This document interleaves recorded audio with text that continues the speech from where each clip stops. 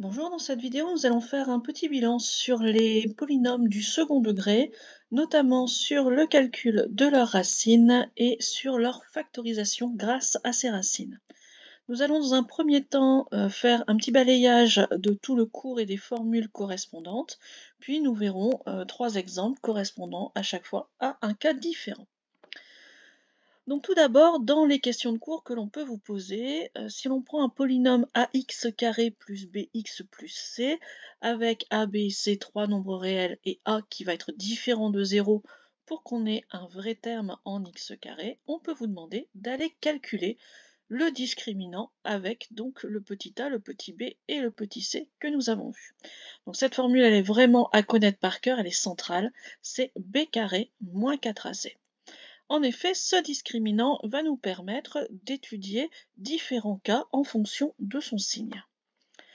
Et le tableau qui va pouvoir lui être associé, en fonction donc du signe de ce discriminant delta, nous allons avoir un nombre différent de racines de notre polynôme, c'est-à-dire de passage du zéro, c'est-à-dire les solutions de l'équation ax carré plus bx plus c égale 0. Nous pourrons alors déterminer quelles sont ces racines et nous pourrons, grâce à ces racines, les factoriser. Donc on voit, comme je vous le disais, que tout va dépendre du signe de notre discriminant delta, de notre b carré moins 4ac. Tout d'abord, si delta est positif, nous allons avoir une parabole qui va couper deux fois l'axe des abscisses, donc nous aurons deux racines réelles, et ces racines, alors ce sont des formules à apprendre par cœur, vont être données par ces deux formules, donc moins b moins racine carrée de delta sur 2a, et moins b plus racine carrée de delta sur 2a. Souvent, je le résume en disant moins b plus ou moins racine carrée de delta sur 2a, ça permet de tout résumer en une seule formule. Une fois que l'on a calculé ces racines, on va pouvoir factoriser en mettant le petit a du ax carré en facteur tout devant, et ensuite deux facteurs avec x moins x1 et x moins x2 que sont nos deux racines. Alors, je fais une petite parenthèse.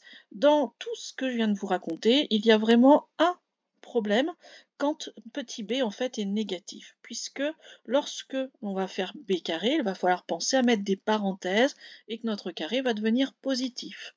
De même ici, nous allons avoir moins b, donc il va falloir penser, par exemple si b c'est moins 5, penser à moins 5 qui donne plus 5. Donc attention, le petit piège c'est quand b est négatif, bien gérer son signe. De plus, ici, quand on trouve aussi des racines négatives, pensez qu'on aura aussi un moins, et donc on pourrait, par exemple, si x1 c'est moins 2, avoir x moins 2, donc x plus 2. Donc attention à toute cette gestion de signes. Deuxième cas, si notre discriminant delta égale b carré moins 4ac est égal à 0. Dans ce cas-là, on a une seule racine, c'est le moment où ma parabole en fait va juste frôler notre axe des abscisses au niveau de son sommet. Et cette racine, en fait, c'est comme les deux racines précédentes, mais qui se sont tellement rapprochées qu'elles n'en font plus qu'une seule. C'est ce qu'on appelle une racine double. Pour aller la calculer, on peut s'inspirer des formules du dessus, puisque delta est égal à 0, on peut simplement supprimer dans ces deux solutions la racine carrée de delta, et on arrive à moins b sur 2a. Normalement, cette formule doit vous rappeler le calcul du sommet de la parabole, c'est l'abscisse de ce sommet. Et on va avoir une factorisation qu'on peut aussi avoir en s'inspirant de ce qui se passe au-dessus, en mettant petit a en facteur. Et si on avait eu deux racines, on aurait fait donc x moins x1, x moins x2. Voilà, on pourrait très bien dire, comme c'est une racine double, x moins x0 et encore x moins x0.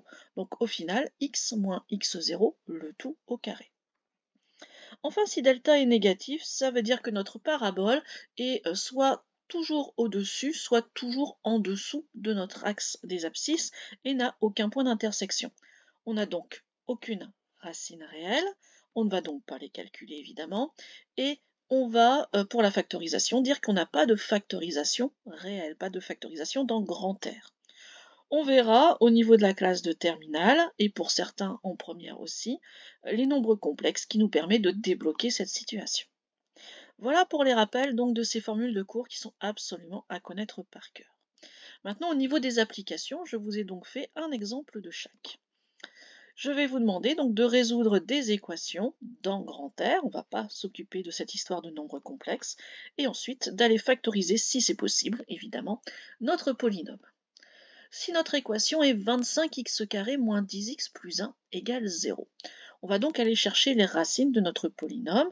Notre petit a vaut 25, notre petit b c'est moins 10. Ah, attention, c'est un signe moins, donc on va devoir jongler un petit peu avec les signes.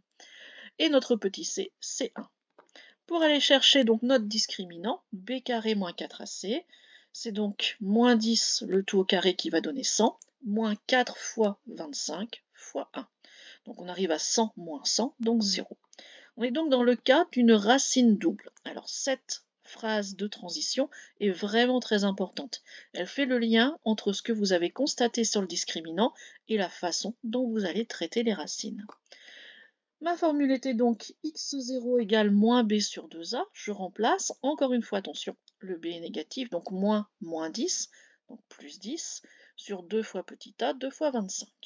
On est donc à 10 sur 50, 1 cinquième ou 0,2.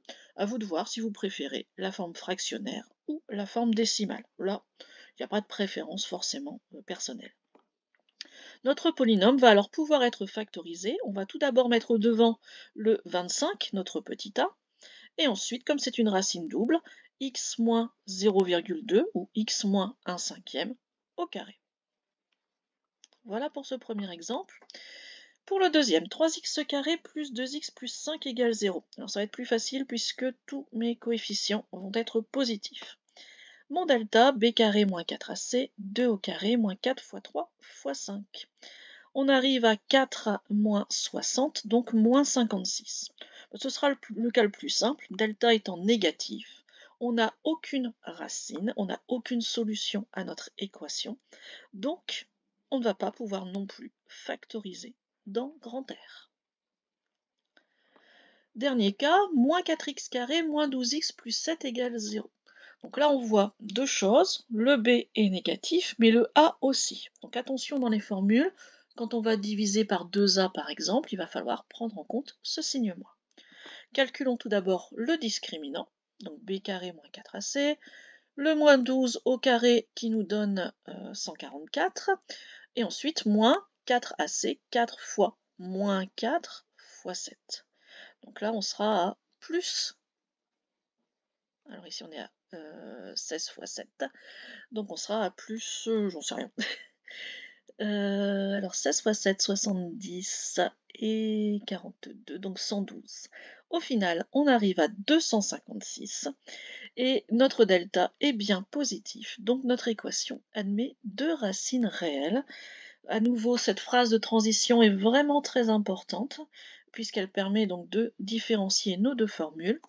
La première, moins b moins racine carrée de delta sur 2a, donc moins 12, on fait attention, moins racine carrée de 256, donc ça c'est 16 au carré, divisé par 2 fois moins 4, c'est-à-dire moins 8. Et à nouveau, on fait attention ici au signe moins. On arrive à 1 demi et ça fait donc 0,5. À nouveau, vous avez le choix de la forme.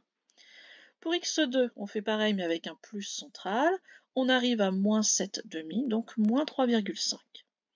Enfin, pour la factorisation, on va donc se servir de ces deux racines. Tout d'abord, on met notre petit a en facteur, donc moins 4. Ensuite, x moins x1, donc x moins 0,5. Et x moins x2, x moins 3,5. Donc au final, x plus 3,5. Voilà pour cette factorisation. Ce que je vous propose de faire pour être sûr de vous, parce que il est assez facile, on va dire, de se tromper, de se laisser avoir par ce piège des signes. Donc on peut arriver à des résultats qui paraissent sympathiques, mais qui sont faux. Donc si vous voulez vérifier, vous pouvez vérifier notamment le terme constant, ici ce plus 7, en allant simplement développer ce qui se passe sans les x. Donc ici en faisant moins 4 fois moins 0,5, ça donne 2, et 2 fois 3,5, ça fait 7. On a bien le plus 7 qui réapparaît, on a de grandes chances que ce soit correct. Voilà donc pour un résumé de nos équations avec nos racines et la factorisation associée dans grand R. Au revoir.